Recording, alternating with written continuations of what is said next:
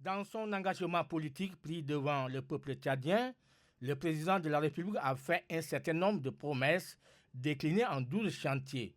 Dans ces chantiers, l'axe 3 n'est pas une promesse de moindre, notamment celle de promouvoir un État solidaire pour tous.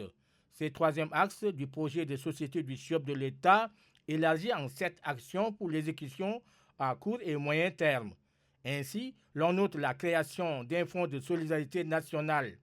Ces fonds visent à soutenir les populations les plus vulnérables et répondre aux besoins urgents en matière de santé, d'éducation, de logement et de l'emploi.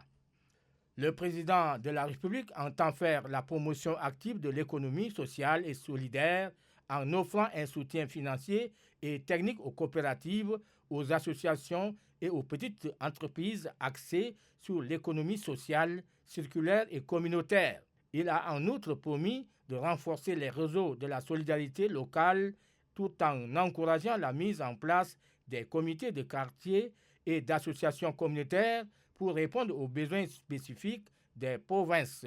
Il émet les vœux de faire de la solidarité intercommunautaire un axe fort de son pacte de solidarité nationale afin de favoriser le dialogue, la coopération et le partage des ressources entre les communautés ethniques, religieuses et culturelles du pays pour promouvoir la paix et l'unité nationale.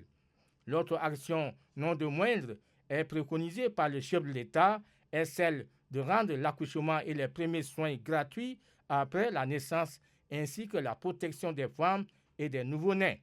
La revalorisation des indices des pensions de retraite ne sont pas occultés dans l'axe 3 de son programme politique.